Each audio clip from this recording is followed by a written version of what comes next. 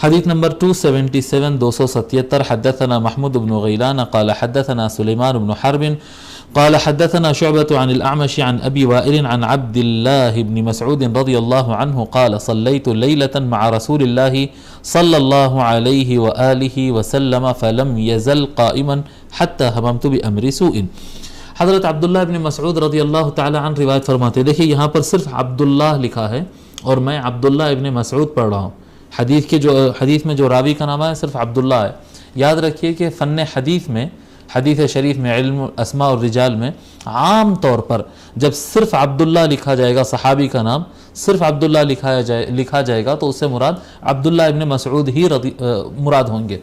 عبداللہ ابن مسعود رضی اللہ عنہ ہی مراد ہوں گے. اس سے عام طور پر ایسا ہی ہوتا.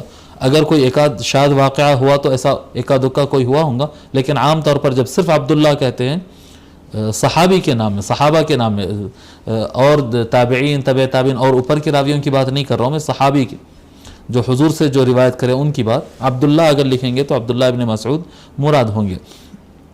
تو حضرت عبداللہ ابن مسعود رضی اللہ تعالیٰ عنہ کہتے ہیں کہ میں ایک مرتبہ رسول اکرم صلی اللہ علیہ وآلہ وسلم کے ساتھ نماز پڑھا تو وہ اتنا طویل قیام کیے اور وہ قیام ہی کرتے رہے. قیام کہتے ہیں نا جو تلاوت کی جو پوزیشن ہوتی ہے، سیدھا کھڑے رہتے ہیں اور تلاوت کرتے رہتے ہیں، وہ قیام ہے. تو قیام میں آقا صلی اللہ علیہ وآلہ وسلم اتنی دیر کھڑے رہے اور کھڑے ہی رہ گئے یہاں تک کہ مجھے غلط خیال آیا، یہاں تک کہ حتی ہممت بامری سوء، یہاں تک کہ مجھے ایک غلط خیال آیا. قیل لہ وما ہممت بہ، ان سے سوال کیا گیا کہ کیا غلط خیال آیا آپ کو؟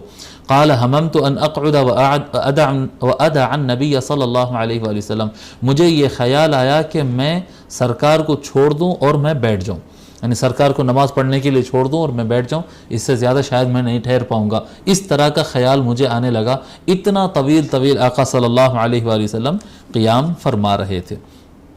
اب کسی کو یہ خیال آئے گا کہ نہیں جماعت سے پڑھے تھے تو مختصر ہونا چاہیے. دیکھیے یہ نفل نماز ہے، نفل نماز ہے، نفل نماز کا بیان ہو رہا، اور نفل نماز کسی کے اوپر بھی لازم نہیں ہے. اگر کوئی شخص طویل نماز پڑھنا چاہتا ہو اور آپ کا یہ خیال ہے کہ مجھے طویل نہیں پڑھنا ہے تو آپ مت پڑھیے، اس کے پیچھے کوئی فرض تھوڑی ہے جی.